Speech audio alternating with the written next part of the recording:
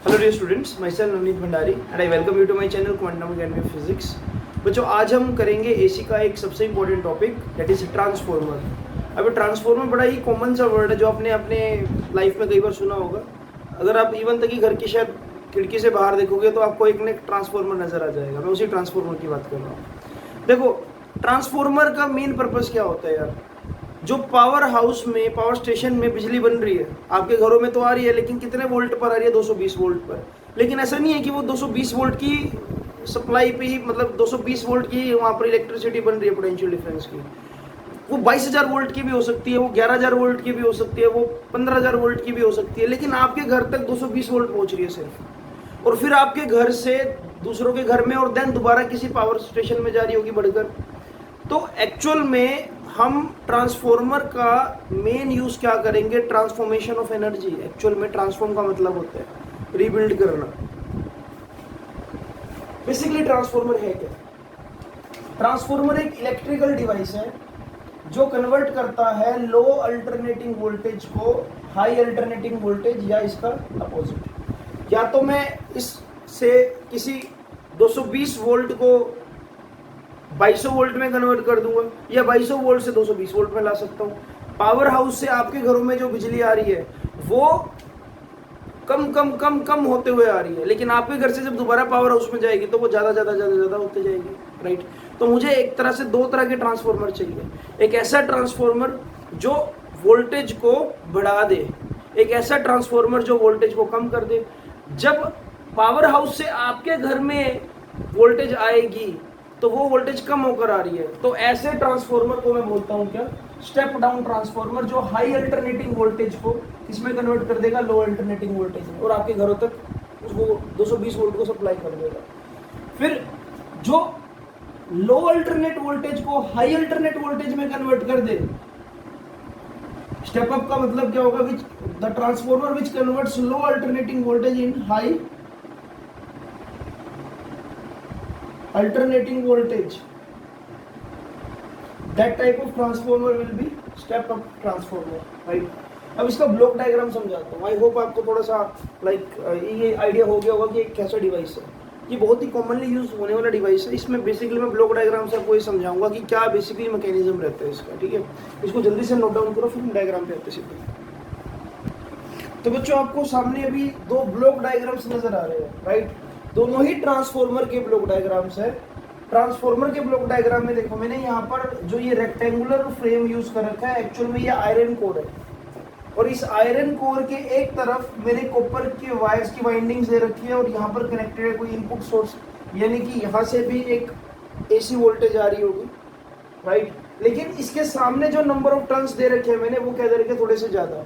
आप देख सकते हो यहाँ पर सेकेंडरी कोयल, मैं बोलूंगा इसको, सेकेंडरी कोयल के जो नंबर ऑफ टर्न्स है वो प्राइमरी कोयल से थोड़े से ज्यादा है, ठीक है? और ये जो है यहाँ पर आपको मिलेगा आउटपुट, यानी कि यहाँ पर अगर वोल्टेज आपकी 220 है तो हो सकता है यहाँ पर आपको कितनी मिल जाए?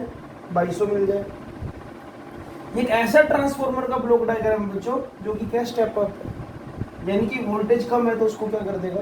ज्यादा कर देगा, राइट? और मैं ये बोलूंगा कि इसकी पहचान क्या है कि इसमें number of turns in secondary coil क्या है? वो ज्यादा है number of turns in primary coil से। सेम वे में एक और हमने ब्लॉक डायग्राम बना रखा है, बिल्कुल सेम एज इट इज है, बट इस पर number of turns in primary coil ज्यादा है और number of turns in secondary coil कम है। ये एक ऐसा ट्रांसफॉर्मर है जो 11,000 वोल्ट को 110 वोल्ट में कन्वर्ट कर सकते हैं, 22,000 वोल्ट को 220 वोल्ट में कन्वर्ट कर सकते हैं। यानी कि ये क्या करेगा? Step down. ये वोल्टेजेस को जो कि हाई अल्टरनेट वोल्टेज होगा उसको क्या? लो अल्टरनेट वोल्टेज में कन्वर्ट करेगा। या मैं ऐसा बोल सकता हूँ कि किसी भी पावर हाउस से जो आपके घर तक का सफर है वो ऐसे ट्रांसफॉर्मर तय करेंगे, ज्यादा वोल्टेज से कम वोल्टेज। और आपके घर से दोबारा ट्रांसफॉर्मर तक अगर मुझे उसी मैक्सिमम वोल्टेज, हाई वोल्टेज तक लेकर जाना है, 220 से 22,000 तक लेकर जाना है, तो आपके घर से लेकर आपके पावर हाउस तक ऐसे कई सारे ट्रांसफॉर्मर लग सकते हैं। जैसे कि एक एग्जांपल से समझाने की कोशिश करता हूँ। This is your home. यहाँ पर एक पावर स्टेशन है, और पावर स्टेशन से आपके घर तक हो सकता है 2 या 3 ट्रांसफॉर्मर के थ्रू 220 वोल्ट में मैं कन्वर्ट कर दूं, और फिर आपके घर से दोबारा से मैं 2-3 पावर ट्रांसफॉर्मर यूज करके बड़े पावर स्टेशन तक बिजली पहुंचा दूं। राइट। शुरुआत किससे हुई थी, मान लो 22,000 वोल्ट से, एंडिंग भी किससे हुई, 22,000 वोल्ट से। लेकिन इस 22,000 वोल्ट से ऐसे कम होते होते आपके घरों में 220 वोल्ट, देन ज्यादा होते होते दोबारा से 22,000 वोल्ट, राइट। तो इस तरह से मुझे दो तरह के ट्रांसफार्मर चाहिए होता है, एक वो जो वोल्टेज को कम करते और एक वो जो वोल्टेज को ज्यादा करते। यहाँ पर मैं आयरन कोर ही यूज क्यों कर रहा हूँ, क्योंकि iron basically a ferromagnetic substance, it can magnetize and demagnetize very easily, that's why we are using here soft iron core। ये चीजें हम समझेंगे अब, राइट। इसका प्रिंसिपल समझाऊंगा मैं आपको, ऐसे लिख ही लो प्रिंसिपल इसका साथ साथ, जैसे डायग्राम बनाया आपने तो उसका प्रिंसिपल चाहो तो आप लिख सकते हो। मैं प्रिंसिपल यहीं पे मेंशन कर रहा हूँ।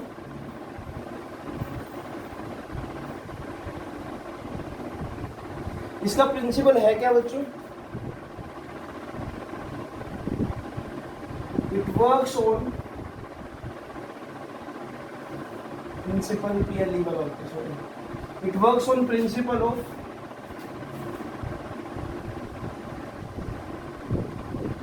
Mutual induction. ये म्यूचुअल इंडक्शन प्रिंसिपल पे काम करते हैं, राइट। तो इसको जल्दी से बनाओ फिर हम आगे चलते हैं। तो बच्चों इसको शुरुआत करते हैं। देखो यहाँ पर मैं इसी में थोड़ा सा एडिटिंग कर रहा हूँ। मान लो यहाँ पर कोई बच्चों एक AC सोर्स लगा हुआ है। अब यहाँ पर जब अल्टरनेट वोल्टेज कॉन्टिन्यूसली चेंज होगी, देखो हमने पढ़ा था एक तरह से सोलिनोइड है ये, है ना। सोलिनोइड का जो मैग्नेटिक फील्ड होता है वो क्या होता है, म्यू नॉट एन आई। अगर करंट की वैल्यू को कम या ज्यादा करूँ तो मैग्नेटिक फील्ड कम या ज्यादा होगा, और मैग्नेटिक फील्ड कम या ज्यादा होगा तो जो फ्लक्स है, फ्लक्स का फॉर्मूला क्या होता है, मैग्नेटिक फील्ड इनटू एरिया, तो फ्लक्स कम ज्यादा होगा, राइट। तो if we are connecting an AC source with primary coil, there is change in magnitude of current continuously, as a result there will be some induced EMF in primary coil, जिसको मैं नाम दे रहा हूँ क्या, इन actual में ये जो coils है ये आपस में बहुत एक दूसरे के क्लोज प्रेजेंट होती है, यानी कि जितना फ्लक्स चेंज इस कोयल के अबाउट होगा, किसी एक कोयल के अबाउट, उतना ही फ्लक्स चेंज इसके अबाउट होगा। क्योंकि देखो ना यहाँ पर क्या हो रहा है, कॉन्टिन्यूसली मैग्नेटिक फील्ड चेंज हो रहा है। अगर एक्चुअल में बोलूँ तो इसको वैसे कपलिंग करके रखते हैं। देखो मैं इसको थोड़ा सा और मॉडिफाई कर रहा हूँ। अगर मैं एक्चुअल में बात करूँ तो हम इसको कुछ ऐसे बनाते हैं, कपल करके बनाते हैं ट्रांसफॉर्मर को, ताकि बिल्कुल भी फ्लक्स लीकेज ना हो। मैं इसका एक दूसरा ब्लॉक डायग्राम आपको बनाकर दिखाता हूँ। हम ऐसा बनाएंगे इसको,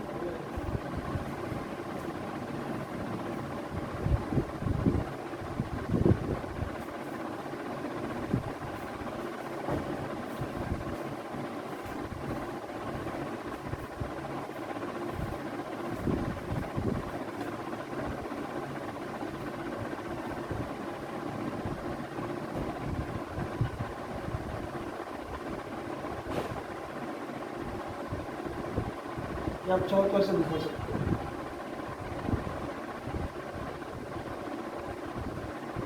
इससे क्या होगा, जितना फ्लक्स चेंज कोइल 1 में होगा उतना ही फ्लक्स चेंज कोइल 2 में होगा, राइट। हाँ, हालांकि नंबर ऑफ टर्न्स अलग अलग है, तो मैं बोल रहा हूं कि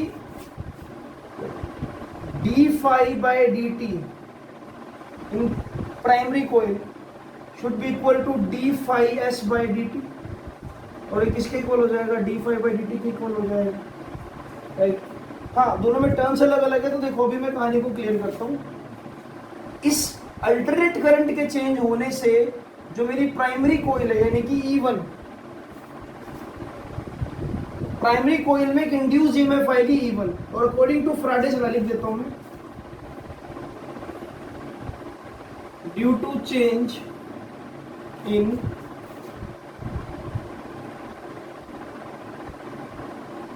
magnetic flux, due to change in magnetic flux,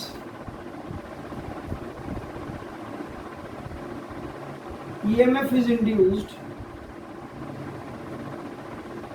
in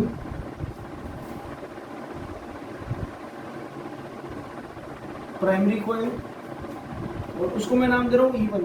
E1 किसके इक्वल होगा, -NP d∅/dt के इक्वल होगा। फर्स्ट इक्वेशन नाम दे दो इसको, as coil 2 is present,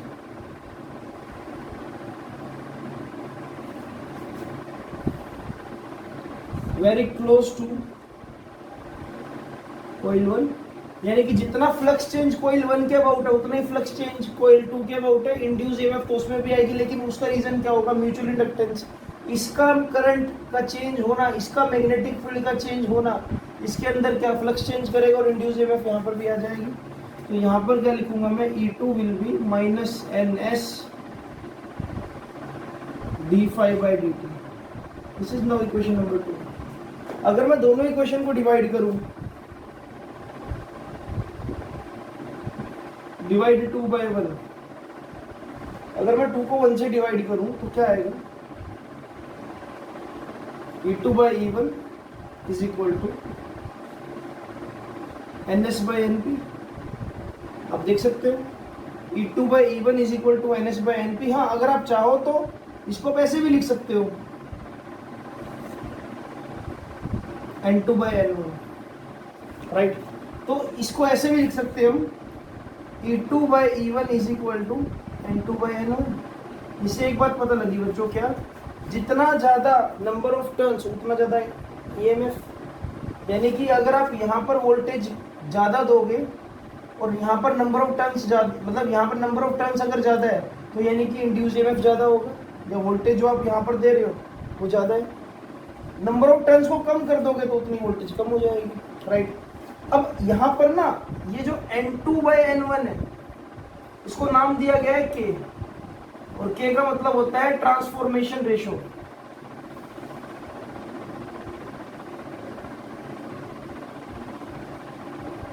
मैं यहां पर K को डिफाइन कर देता हूं। K का मतलब क्या है,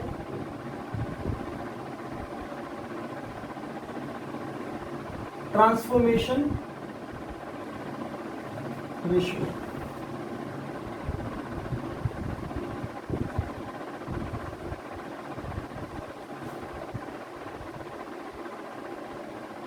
राइट। और ट्रांसफॉर्मेशन रेशियो का मतलब क्या होता है, number of turns in secondary coil divide by number of turns in primary, ये मतलब होता है, राइट। तो एक तरह से मैं बोल सकता हूं कि E2 by E1 is equal to क्या होगा आपके पास, K। कहानी क्या है, बिल्कुल सिंपल है। आपने यहाँ पर एक आपने यहाँ पर एक अप्लाइड वोल्टेज सोर्स लगाया, जो कि क्या, किस नेचर का होगा, V0 sin omega t nature का। करंट कैसा हो सकता है इसमें, I0 sin ओमेगा t। अब क्योंकि इंडक्टर कोइल है यहाँ पर, तो करंट लैग करेगा तो -π/2।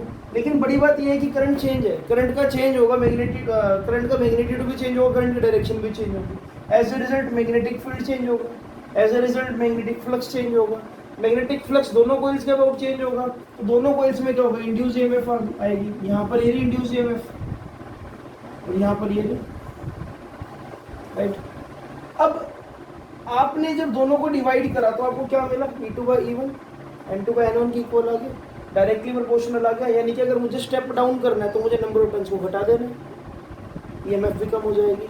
स्टेप अप करना है तो नंबर ऑफ टर्न्स को सामने बढ़ा दो, राइट। इसको नोट डाउन करो, फिर आगे चलो। तो बच्चों, जैसे आपने यहाँ पर E2 by E1 is equal to N2 by N1 निकाला, आप ऐसे ही देखो यहाँ पर एक चीज और एज्यूम करके चलेंगे हम। For ideal transformer there is no power loss, किसी भी तरह का कोई पावर लॉस नहीं होगा अगर ट्रांसफॉर्मर आइडियल है। और हम एक ट्रांसफॉर्मर को नियरली आइडियल मानते हैं, क्यों, क्योंकि मैंने यहाँ पर कोइल्स की कपलिंग कर दी, जितना फ्लक्स चेंज फर्स्ट कोइल में उतना नहीं फ्लक्स चेंज सेकेंडरी कोइल में है। तो मैं ये बोल रहा हूँ यहाँ पर कि सपोज अगर पावर लॉस नहीं है तो यानी कि जो इनपुट पावर है वो किसके इक्वल है, आउटपुट पावर के इक्वल। इनपुट पावर को मैं क्या लिख सकता हूँ, E1 I1, पावर का फॉर्मूला VI होता है। तो मैं क्या लिख रहा हूँ, यहाँ पर जो EMF है वो मैं क्या E1, और करंट क्या जनरेट हो रहा होगा यहाँ पर I1, it should be equal to E2 I2, right. अब यहाँ से अगर मैं रिलेशन देखूँ तो मुझे रिलेशन ये मिल रहा है, E1 by E2 equals to I2 by I1। इससे ये पता लगता है बच्चों कि जब मैं स्टेप डाउन ट्रांसफार्मर यूज़ कर रहा हूँ, अगर वोल्टेज अगर कम होगी अगर देखो यहाँ से मुझे ये रिलेशन पता लग रहा है, E1 inversely proportional to I1, यानी कि E directly inversely proportional to I। अगर वोल्टेज ज़्यादा है तो करंट को कम होना पड़ेगा। अगर मैं एक स्टेप अप ट्रांसफार्मर यूज़ करूँगा, स्टेप अप ट्रांसफार्मर का मतलब ये हुआ कि मैं वोल्टेज को 220 से 2200 वोल्ट पर लेके जाना चाह रहा हूँ, तो सेम वे में करंट क्या बहुत ज़्यादा कम हो जाएगा, ताकि ओवरऑल एनर्जी का कोई लॉस ना हो, ओवरऑल पावर का कोई लॉस ना हो, राइट। और अगर मैं एक स्टेप डाउन ट्रांसफार्मर यूज़ कर रहा हूँ, 2200 वोल्ट से 220 पर आना है, तो उतना ही करंट इंक्रीज हो जाएगा, ताकि वो ओवरऑल पावर को क्या मेंटेन रख सके, राइट। तो ये रिलेशन अपने को पता होना चाहिए ट्रांसफार्मर में कि हमेशा वोल्टेजेस का रेशो, यानी कि वोल्टेज अक्रॉस प्राइमरी कॉइल यानी कि E1 to the voltage across ratio of voltage across E1 to the E2 is always equal to I2/I1। अब यहाँ पर ना एक और चीज़ अगर मैं बनाऊँ यहाँ पर, तो ये I2/I1 जो है किसके इक्वल आ जाएगा, N1/N2 के इक्वल आ जाएगा, राइट। तो आप चाहो तो ये भी लिख सकते हो, देखो relation I2/I1 equals to N1/N2, right, equals to E1/E2। तो ये रिलेशन हम बहुत जगह यूज़ करेंगे, ठीक है। मैंने करंट का भी रिलेशन निकाल दिया वोल्टेज के साथ और नंबर ऑफ टर्न्स के साथ, और मैंने वोल्टेज का भी रिलेशन निकाल दिया। So this is how a transformer work. Mutual inductance का खेल है यार सारा का सारा। देखो इसको थोड़ा सा मैं ब्लॉक डायग्राम से दोबारा एक्सप्लेन करने की कोशिश करता हूँ, ताकि आपको थोड़ा सा कंसेप्ट में क्लैरिटी ज़्यादा है। सी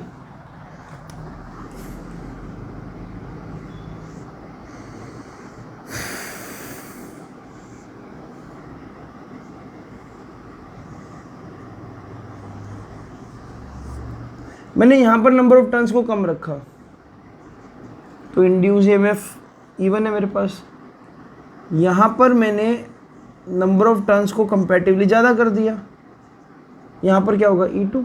अब यहाँ पर नंबर ऑफ टर्न्स N1 है, यहाँ पर नंबर ऑफ टर्न्स N2 है, तो बाय डिफ़ॉल्ट जो E2 है वो directly proportional to number of turns है, देखो, या E directly proportional to number of turns है। अगर N2 ज़्यादा है तो E2 भी ज़्यादा होगा, और इस तरह से क्या बन जाएगा, एक स्टेप अप ट्रांसफार्मर बन जाएगा।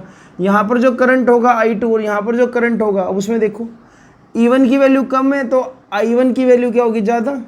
अब E2 ज़्यादा होगा, E2 ज़्यादा होगा तो I2 को क्या होना पड़ेगा, कम, क्योंकि मुझे हर वक्त क्या चाहिए, E1 मतलब E और I का जो प्रोडक्ट है वो क्या रहना चाहिए, सेम। अगर यहाँ पर वोल्टेज ज़्यादा तो करंट कम, तो यहाँ पर करंट ज़्यादा हो जाएगा तो वोल्टेज कम, और वाइस वर्सा। अगर यहाँ पर वोल्टेज कम है तो करंट ज़्यादा, यहाँ पर जाकर वोल्टेज ने ज़्यादा होना तो करंट को उतना ही कम होना पड़ेगा। फॉर एग्जांपल अगर यहाँ पर वोल्टेज 10 है और करंट 1 है, तो यहाँ पर जाकर करंट 1 हो जाएगा, वोल्टेज क्या हो जाएगी 10, लेकिन ओवरऑल क्या रहेगा।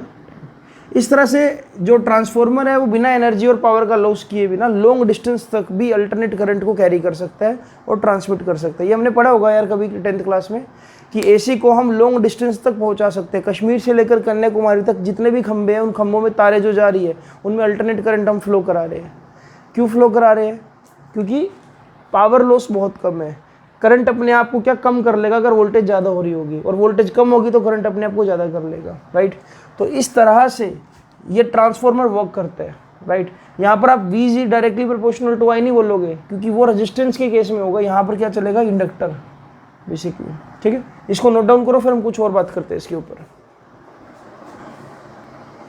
तो बच्चों अब कुछ और बातें करते हैं। देखो एक्चुअल में फिजिक्स में आइडियल नाम की कोई चीज़ नहीं होती, फिर भी हम आइडियल कंसीडर करते हैं। जैसे कि आइडियल हीट इंजन, कभी आपने +1 में पढ़ा था, right.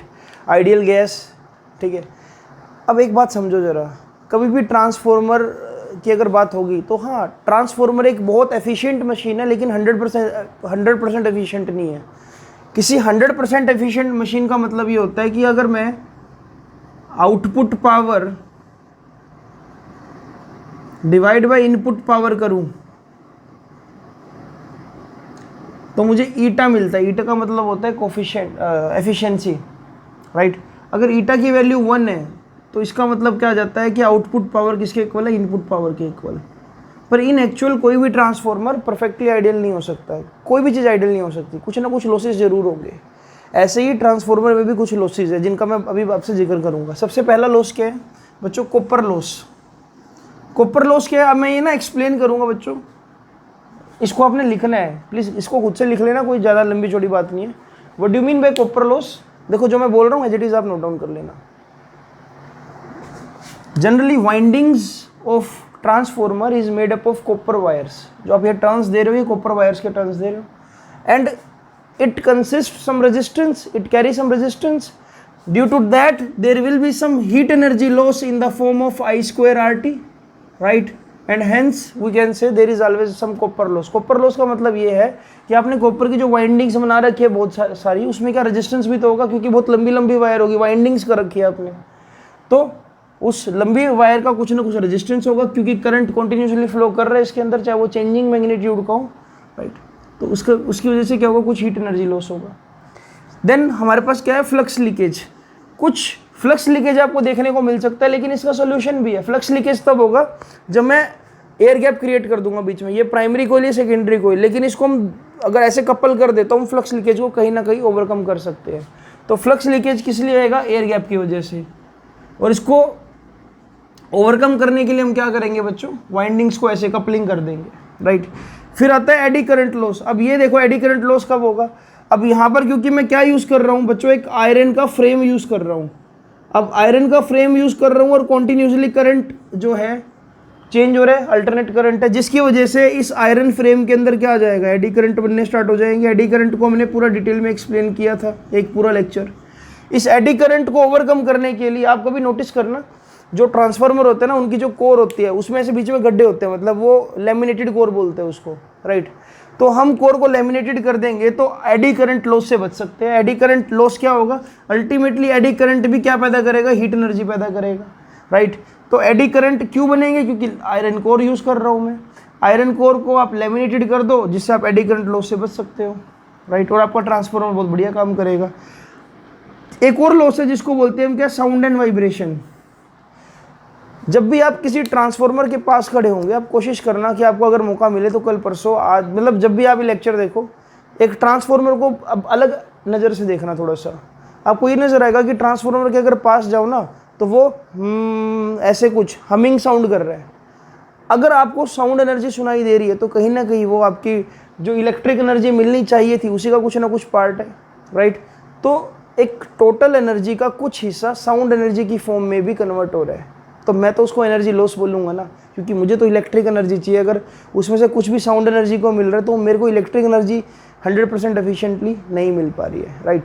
So these are some losses in case of transformer, right? एक लॉस और होता है जिसको बोलते हैं आयरन लॉस। वो मैंने मेंशन नहीं किया लेकिन लिख सकते हो। आयरन लॉस का मतलब क्या है कि जब आप आयरन कोर पर एक कॉपर की रैपिंग कर रहे हो, कंप्लीटली मैग्नेटाइजेशन होगी, फिर डीमैग्नेटाइजेशन होगी, फिर मैग्नेटाइजेशन होगी, फिर डीमैग्नेटाइजेशन होगी, कुछ एनर्जी लॉस हो जाएगी। किसको, आयरन को बार बार मैग्नेटाइज और डीमैग्नेटाइज करने में।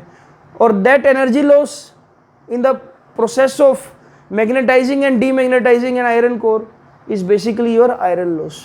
तो इस तरह से ट्रांसफार्मर में हमने कुछ लॉसेस की बात भी कर ली, ठीक है? तो ऐसे ही लिखना होता है ट्रांसफार्मर, इस तरह से ही करना होता है। मेन पर्पस हमको पता लग गया ट्रांसफार्मर करता क्या है। वोल्टेज कम आ रही होगी तो उसको ज़्यादा कर देगा, और अगर वोल्टेज कम है तो डेट मीन्स करंट ज़्यादा है, और वोल्टेज ज़्यादा है अल्टरनेटिंग तो that means current by default कम हो जाएगा। ये सारी प्रोसेस मैं समझा चुका हूँ। इस तरह से ही आपने इसको बनाना है, ठीक है? दो तरह का ट्रांसफार्मर है, स्टेप अप स्टेप डाउन।